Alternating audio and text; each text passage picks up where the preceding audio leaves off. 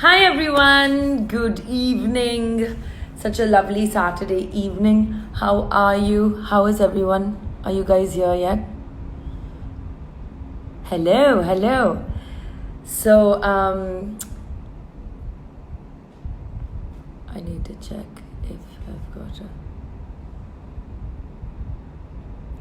Today is my last of the series of lovely live chats that I've been doing with these incredible women that I've gotten to know through work, through social media, and it's been such a lovely, lovely, lovely experience. And today I have with me a very special and last guest of this series, Lady J. She and I actually met through Instagram. I'd seen her work on the amazing show called Transparent, and I was a fan of her writing and her work. And I reached out to her and told her work is amazing. And then the next thing you know, we got along really well when we met in LA, and she was kind enough to. And I'm so excited to speak with her and for all of you to meet her. Hello! Hi. How are you? I'm very good. How are you? I'm so good. You're Should I very, put very headphones chipper on? for the morning. What's that?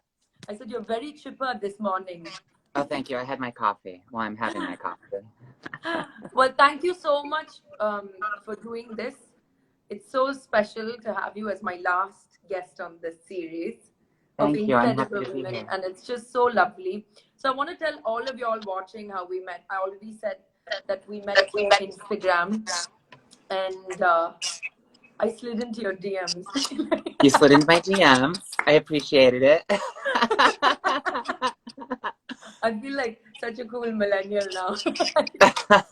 But yeah, so first of all, tell us all, how are you doing in Los Angeles? How is everything there? And how I'm is good. I'm gonna grab quarantine? my headphones real quick. Okay. I'm gonna walk over and grab these so I can hear you better, so it's a I little love clearer. your purple walls. Oh, thank you. I think she'll be back when she gets her headphones. There. Okay, there we go. So much better. Good. I'm doing all right. As a writer, I spend a lot of time alone. And Anyway, yeah. yeah, and so I'm kind of used to this level of solitude, but to be restricted to this solitude is a whole other story. Yeah. And I think everyone is feeling, like I've been saying from the beginning of this whole quarantine thing, that what is shattered now is the illusion of control. We've never had control. yeah, it's Ever. true. But like to be able to go out and all of that has been removed. Or for someone like me, traveling the world is so important. And I'm like, Yeah. Mhm. but yeah, like you, me, I think we're a few people who are actually okay by ourselves. So Yeah, otherwise you're doing well. And you, like me, have your doggies for company, and I have my kitty I for company. So do. we're so Oh, blessed. thank God. Thank God. I'm a little bit insane right now. I'm not gonna lie. I But I mean, would be even more insane if I didn't have my dogs. like we were talking earlier when we were talking about having this chat, she was deciding which movie to watch. She was deciding which movie to watch, and she discussed it with her doggies. So Yeah, I think that's a normal cat or dog owner level of insanity anyway. It's just I going think to get so. worse, I think. Yeah, we plan our days together, and then, which is the same thing every day. Yeah, basically. But they do have a say in things. I have to make them feel included in the conversation. Oh, that Otherwise, is it's just good. not fair. That is good. Do you want to say hi to Lady J? Oh, yes, please. Hello. Oh my goodness. Hi, cutie. So So cute. I I wanted to ask you, today we're discussing the power of art and creativity. So why don't Hmm. you tell us a little bit about how you started your journey as an artist? If I'm not wrong, it's through music, and especially classical music. Yeah. Um, I grew up on a little farm in Pennsylvania in a community of 200 people. And there are a lot of Amish folks, Mennonites, very, very conservative, very stripped back, no glamour, no And really out. 200 people who knew everything about everyone, I'm assuming. We actually all kept kind of to ourselves, strangely Ah, enough. I mean, our family was very close. I have a very large family, and they were scattered throughout the area. So we would, I knew everything about everyone in my family. But in the community, we were kind of separate from everyone because there were so many different walks of life. right. With the Amish, we weren't Amish, but the Mennonite, I had ancestors who were Mennonite. So it was a really rural area. But one of the things that people loved in that community was music. So music was a huge part of my life. In church, we were a very religious community, Okay. and I started playing the piano when I was 4 years old, and ended up playing in church and studying as a classical pianist for most of my childhood. It was either that or Amazing. do the farm chores, and I really was not good at farm chores. Hmm. Well, I found that I could get away with not doing my chores if I practiced. And It was are some. you being serious when you're saying farm chores, like it's proper farm Oh life? yeah, no, I was on a farm. It wasn't an industrial farm, so it wasn't a huge farm. It was just a family farm. Sure. But it was either shovel cow manure or I was just practice gonna say, was there bach. like poo shoveling and Oh everything? yeah, a lot of poo shoveling. It was not, I mean, the dust got to me. I wasn't into it. Sure. Can you imagine? Not my jam, no. Yeah. And there was hunting, and I had my So first. what did music mean to you? Apart from, like you said, okay, it's Mhm. when you're younger, it's a way.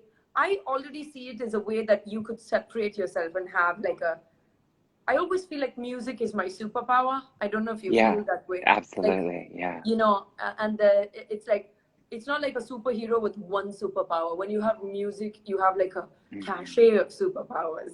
Like 'cause Yeah. it depends Hmm. on how you want to morph it. And I think having music early on in your life makes you feel unique to be separate. Did you feel that way? Absolutely. Well, it was a passport, I think, more than anything. It became a passport to different walks of life, and it became a way to travel Yeah, without leaving my tiny town. I love that. S- So, Absolutely. when I would play Beethoven, I would be transported to Austria or Germany in Yeah, the 18th century yeah, and 19th century. And when I played Chopin, I would be transported to Poland or France, and it was this way of escaping, and and even just if you think of the vibration of music, if you are reading a piece of classical music yes, and you are making these motions with your hands, yes. you're making the exact same motions that someone else made 200 years ago. Hundreds of years. Yeah, So like you a are, chant, like saying a. it's exact, yeah, totally, totally Yeah, like a chant. but a And physical one. Yeah, but it's physical, and there's the vibration of the piano as well. And so amazing. it felt like I was time traveling in a way, and it became this really magical experience and a way to put all of my confusions and frustrations to channel into something really productive and beautiful.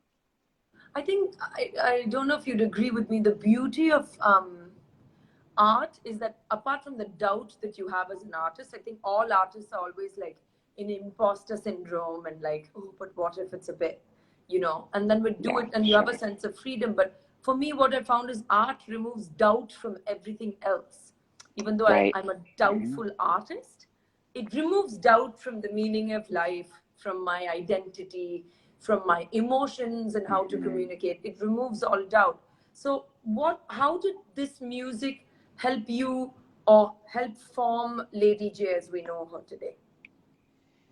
Well, it removes doubt, I think, because it removes ego, Mm. and you are connected to humanity when you're connected to your art.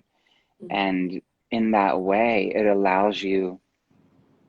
I think, when we talk about I and we talk about who I am and who who I am meant to be, I think that is the person who we are when we're happiest. When we find our joy and when we find what we love, then we Yeah, feel like we're truly ourselves, right? yes. So if you remove the ego and of being separate from everyone, and you are able to connect through love and through joy, um, through art. You find who you are, because that's where you find your joy and that's where you find the goodness. And in that way, where I was raised to be one thing, you know, I was raised to be very male and masculine and all of these things that felt like it wasn't who I was. Um, I didn't really realize that I was trans. I didn't realize I was trans at all. I just Which realized I'm that going to get to, definitely. But so you're saying the music kind of helped find yourself in all aspects of yourself. absolutely, because it lifted me up out of despair and guided me towards where my joy was, which is eventually how I discovered who And I did you was. and you? I remember you mentioning you studied classical music, like at a conservatory or classical Yeah. music school. So I got a scholarship to a school called Interlochen Arts Academy in Michigan when I was 15, and I went and Wonderful. studied there my last 2 years of high school there. Yes. So it was a boarding school for music nerds and theater nerds and all amazing, you know, just like teenage artists. It was Yeah, fabulous. yeah. And so you found you write your own music as well? I do. Right. So we'll come to that. See, I write my own music, and then when people say, Shruti, you should write more and you should explore the visual medium, it just seems so daunting and unimaginable. And that someone like you writes with such a level of human sensitivity and understanding that I so very much admire about your writing. So Oh, thanks. how did you start writing? And how did you decide to write for television? For those of you who don't know, Lady J has written a beautiful show called Transparent, which you all must watch, and Pose, Thank you. which is on Thanks. Hotstar. But yes, tell us. Um, I had a music teacher when I was 10, and I remember very clearly he gave me an assignment to compose a piece of music. And I thought, you know, how terrifying, and how am I supposed to do this? How am I supposed to pull music from midair? Um, and so I went home and I just copied someone else's music. No. I like took something I had heard on a film or something. But then I took it and then I made it my own, and then I changed it so much Oh, I was going to that say, it did you like cut copy and deliver? Or did I you did like. no. I changed it so much that it no longer sounded like that piece. And I realized that, you know, there No, are there no isn't. original ideas. No, there And isn't so really. Yeah. it was about like building on what I had learned already, and instead of just making something out of thin air. It was about building and taking ideas and technique, and using technique to create. So I studied composition. I studied classical composition from that point on, up through college.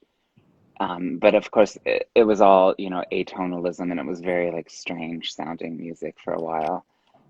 Because But you then were, I songwriting. think, especially when you're studying music, you're like, you have to flex your, musical muscle. Like, I'm odd. I do only polyrhythms and odd time signatures. And I'm like, Totally, yeah. totally. A lot of it was completely unlistenable. Yeah. Um, and it wasn't until I was living in New York that I really started writing songs, which is a whole other form. And writing for television. And so when you, I think what is beautiful about your writing for television is you are drawing very authentic, very viscerally, and very honestly from your own life experiences as well. So Sure. when I saw Transparent, it moved me in a way that was very beautiful and real. And I think what all writers, what all artists are trying to achieve is whether your audience agrees with you or doesn't agree with you, or you're educating them through it, whatever you're trying to do, if you can touch them and Yeah. and um, and in the inappropriate emotional way, then Yes. you've like achieved something. And I think I am more open to the concept of transitioning the transgender community. I don't think everybody, even people watching or people otherwise, anywhere in any part of the world, it is open or liberal or understanding as they should be. But what you achieved with that show and your writing was it humanized it to what it really is. So how does it feel to draw and write so honestly from that place? How does it feel? It's not the most pleasant feeling. It's really difficult. It feels good once it's done and Yes. once people receive it and you realize that people are connecting to it and that it is Yes. opening people's mind. That process is a really positive experience. But the Yes. actual experience of writing it feels like an excavation, and that excavation is really difficult, grueling work. Where, I mean, I'm in therapy, thank God. And therapy really is a great touchstone for during those times because, we can all get lost in ourselves and we can get lost in our trauma and we can get lost in our struggle. And I think what makes those stories feel authentic is that we as writers, the writers' room, all the writers on the show, we all excavated periods of our life that were difficult to look at, and we interrogated not only our decisions, but the decisions of those around us. So it wasn't just about the life of the lead character who was transitioning. It was about the family I who was love that. transitioning. That, like, for those of you who haven't watched the show, it gives you a dimension of everyone's possible perspective, which is what is really, really beautiful. The acceptance, the lack of it. I love the wife. Like, she's just like my favorite character in the Me whole too. show. Shelley, she's amazing. And Judith Light, the actress who plays her, is so Yeah, she's amazing as well. incredible as well. But just even the Yeah. writing. I want to ask you, when we talk about the power of art, when you said it's it's it's daunting and it's frightening to excavate from yourself, but art also intrinsically for a person like you, I think defines courage and art are one and the same for someone like you, especially when you're writing the way you are. So what has art meant in terms of courage for you, or inspiring others? What do you think Transparent as a show, or even Pose, has done in terms of courage for the trans community? For the community at large, I think it creates a reflective surface for people to practice life with, where not only are you able to see yourself in television and in film and find strength in numbers, to say that, oh, I'm not the only one who feels this way, or I'm not the only one who lives this way, but also these characters can have, in fiction, characters can really do things that we're afraid to do in real life. Yes, absolutely. I know a lot of the characters that I've written for have said things that I wished I had said. There was Or one episode. articulated it with the maturity you wish you had, or whatever. Yes. Exactly. Yes. Which you can really only have in hindsight. Absolutely. And so in that way, it's allowed me to live my life more fully. I'm less afraid to make mistakes because I know at the end of the day, there is no such thing as a mistake. We can all learn from every experience. And as a writer, I can take that mistake or that experience and put it into my art. And I think for what that does for the community as well is it allows us more freedom to express ourselves, and it allows us, gives us the courage to move forward, knowing that it's all part of the process, and that at the end of the day, we are not lost. We are seen, and our stories are being told and reflected on the screen. Absolutely. I love that. And I now coming to, you know, your transition as an artist, but your transition as a person, you've transitioned into being and choosing to be a woman. Now, I remember when I first met you, what I loved about you is I have like an annoying curiosity about things and things I don't understand. Like my intention is never to offend. I'm like, listen, how does this happen? What are you supposed to say? Like it's like a problem, but it's also a gift because I collect vast amounts of knowledge, fewer friends, but lots of knowledge. And Sure, sure. I want the people watching. I've told you this before. India has a huge transgender community, but it's Hmm. segregated and it's not Hmm. understood in the way that it should be. The choice made to do something like this. What is the process? What would you like to say to people who do not understand this or who do not understand the power of the choice you made for yourself and why that's Hmm. important? Well, the word choice is really an interesting word to describe any life. Um, I think that I didn't choose this any more than you chose to be you. You know, we don't really And choose who therein we lies are. the essence, isn't it? Yeah, it's again going back to joy, that place where you find joy is who you are. And I found joy in my femininity. And always from a very young age, anytime I was feminine, I was free. And anything else that was imposed on me felt like a burden.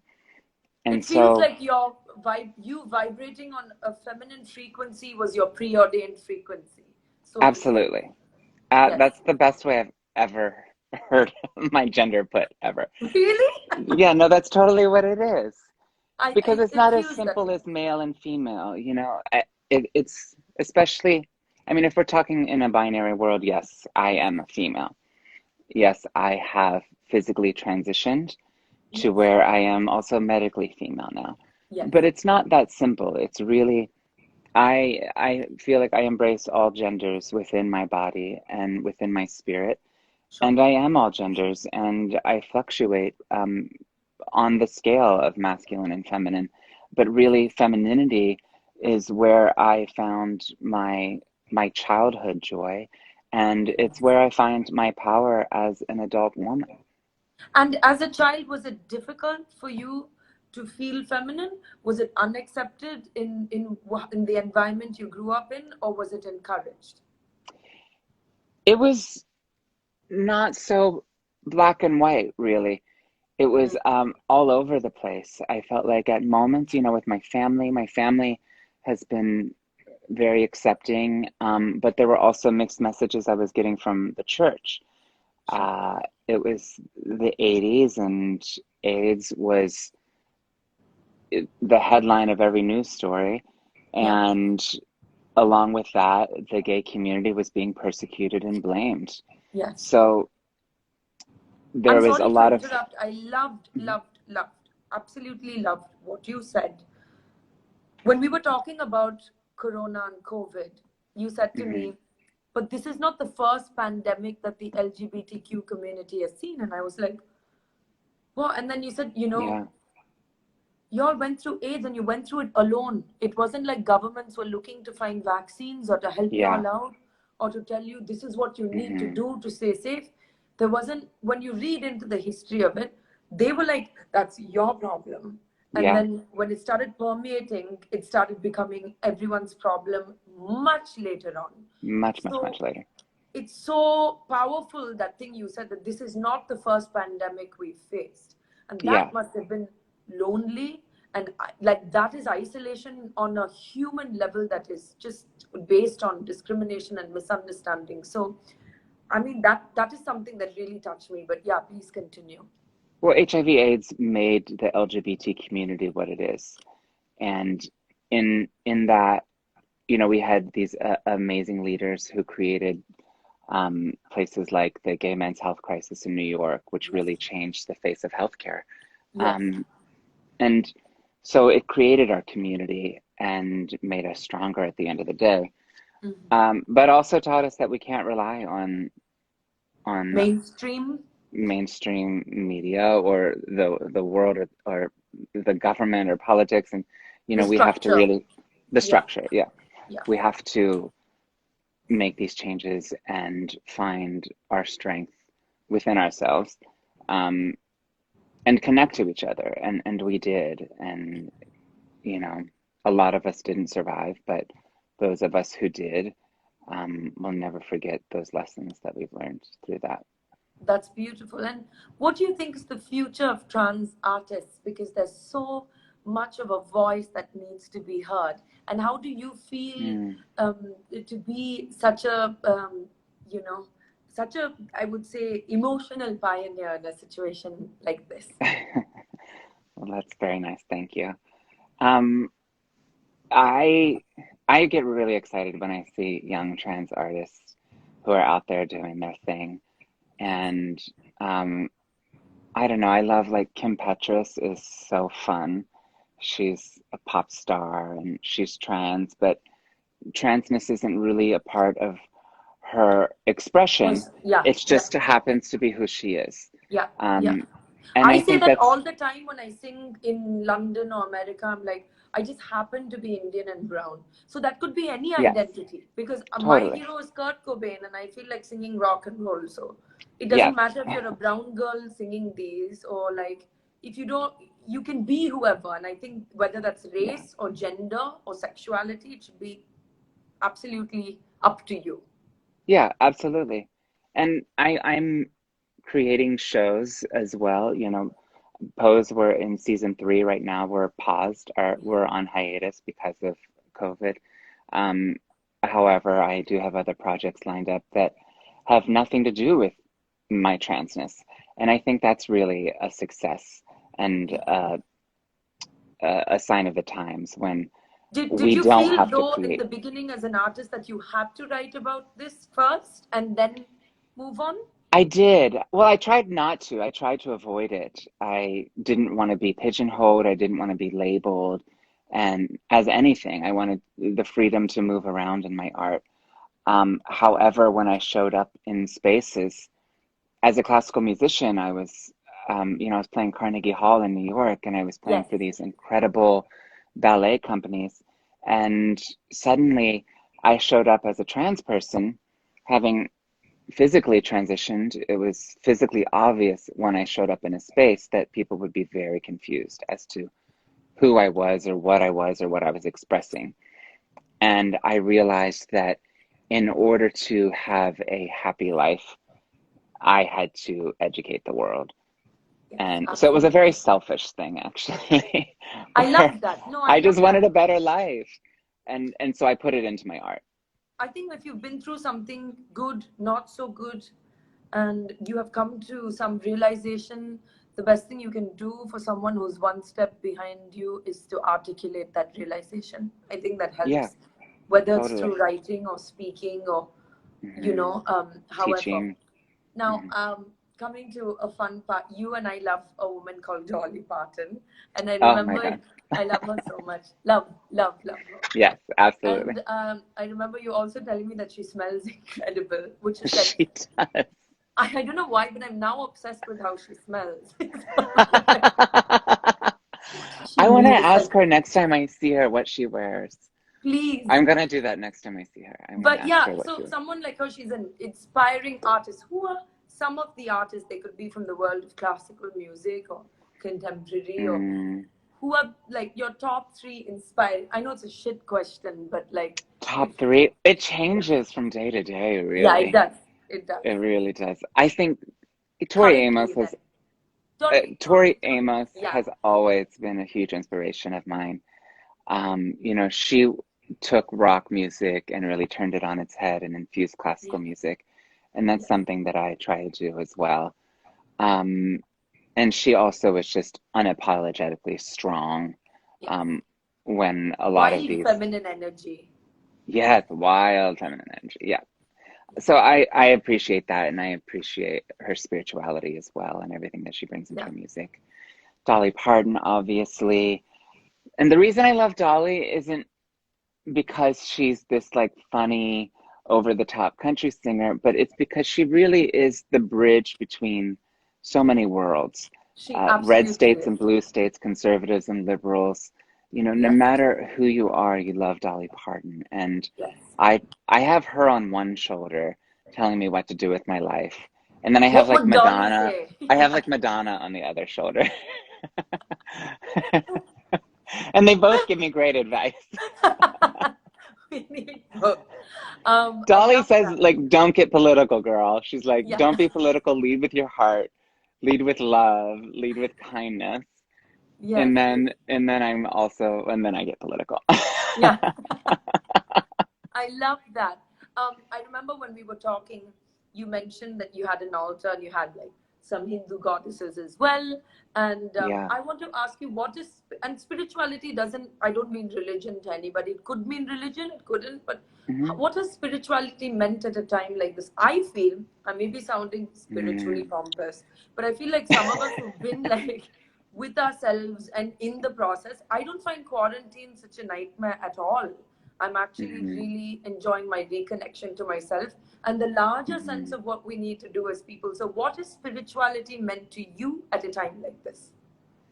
Well, a lot of people are facing economic insecurity, and Yes. I feel really lucky that I'm on something that is paused rather than something that is over. So I think in any times of insecurity and uncertainty, spirituality is a way to ground ourselves so that we aren't sent back into a place of trauma. Because often we're taken out of the present moment because of our trauma and because of Yeah, our and someone past just said, yeah, because you have difficulties. money, and it is true. It is. We're very, we are like very blessed. It doesn't mean you don't see the plight of others, but to be thankful first is the first step in spirituality. Absolutely. Yeah. And in that way, when you're making decisions out of fear and out of trauma, you're not maybe making the best decisions based on what you need today, but you're making decisions based on uncertainty, and that might not lead you to where you need to go. Absolutely. And it might not direct you to the solution. It might create bigger problems. So for me, my spirituality is a way to keep me grounded, to keep me present, so that I'm making the decisions that are best for me and for the world in this moment. I love that. Thank you so much, so much for speaking with me today. Is there Thanks for having anything me you'd on. like to say to everyone watching? First of all, I want to say for all the insomniacs who are going to be awake at 1 a.m., Lady J is playing music live. You're also taking requests. I and am. You're donating as well, right? Well, what I've done is I've asked people if they make a request that they send me a screenshot of a donation that they're making to their favorite charity, and then the song request. So the song request window has actually closed, but please continue to make donations to charities and please of your choice. Yes. Yes. So that's going to be, at 1 p.m. my time, which I think is 1:30 a.m. your time. 1:30 a.m. Right? Insomniacs in the house. Yes. Yes. Which I think there are plenty of insomniacs right now during quarantine. Does anyone what have is any time sense anymore? of time? No.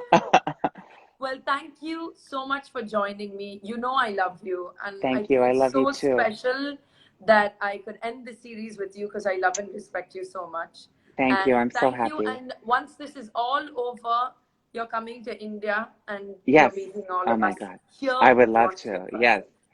And you have to teach me what light you're using right now, because you look stunning. Oh my God, it's literally just my ceiling light on my dining table. You look amazing. Thank you. All right. Talk to you soon. Bye. Thank you so much. Bye. Bye-bye.